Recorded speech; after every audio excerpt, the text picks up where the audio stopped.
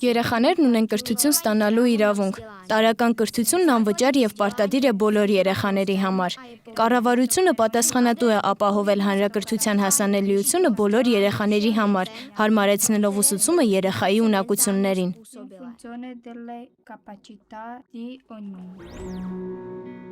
Dětská práva.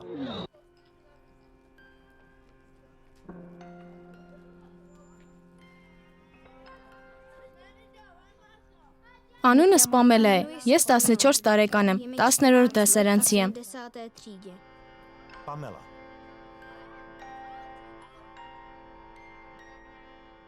Դեռ 2 տարի առաջ ես ապրում էի տատիկիս և 2 քեռիներիս հետ ուրիշ թաղամասում։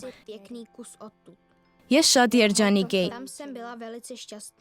Իմ սենյակի պատուհանից կարող էի գաղտնի մտնել տատիկիս պարտեզը և խաղալ մտերիմ ընկերուհուս Պաոլայի հետ։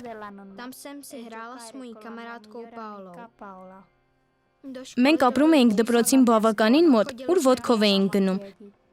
Մի օր մի իտալուհի նույնիսկ ինձ իր ծննդյան տոնին հրավիրեց։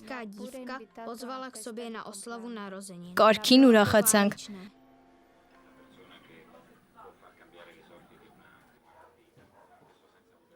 Պաոլան ու ես միասին ենք մեծացել։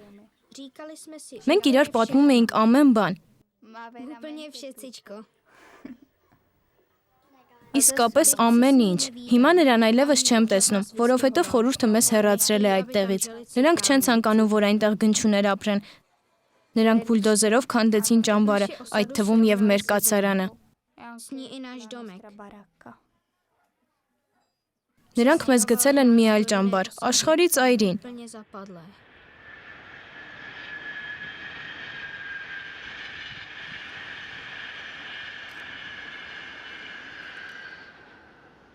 Հիմա ես ավտոբուս եմ նստում, որ գնամ դպրոց։ Պետք է շուտ վեր կենամ, ժամը 6-ին, որովհետև գրեթե 1 ժամ է պահանջվում տեղ հասնելու համար։ Մեկ է, ես միշտ ուշանում եմ։ Տարօրինակ է տեղ հասնել այն ժամանակ, երբ բոլորն արդեն ներսում են։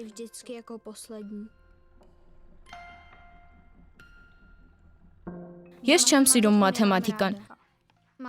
Սիրում եմ նկարչությունը, բայց դուրս չի գալիս նկարչության ուսուցչուհին, որովհետև ինձ վիրավորում է։ Մյուս ուսուցիչներն էլ են վիրավորում, քանի որ միայն ժամը 9-ին եմ հասնում դպրոց։ Բայց դա իմ մեղքը չէ, ավտոբուսն է ուշանում։ Դասերը ժամը 2-ին են վերջանում, բայց ավտոբուսը ինձ 1 ժամ շուտ է վերցնում, որովհետև երկար ճանապարհ պիտի անցնենք։ Ես երբեք մյուս երեխաների հետ խոսելու ժամանակ չեմ ունենում, ինձ այլևս ոչ ոք ծննդյան տոնի չի հրավիրում։ Ամեն օր ես անցնում եմ այն տեղով, որտեղ հիմա ապրում է Պաոլան։ Մի անգամ ես տեսա նրան։ Գլուխս դուրս հանեցի պատուհանից ողջունելու նրան։ Նա էլ ինձ տեսավ, և մենք սկսեցինք ճչալ։ Բայց ավտոբուսի վարորդը գոռաց ինձ վրա, ինձ հայհոյելով։ Երբ մեծանամ, ուզում եմ վարսավիր դառնալ։ Բայց չգիտեմ, թե ինչպես եմ պարապմունքի հասնելու, որովհետև ավտոբուսը միայն տարրական դպրոց հաճախող երեխաների համար է։ Իսկ այստեղ ուրիշ ավտոբուսներ չկան։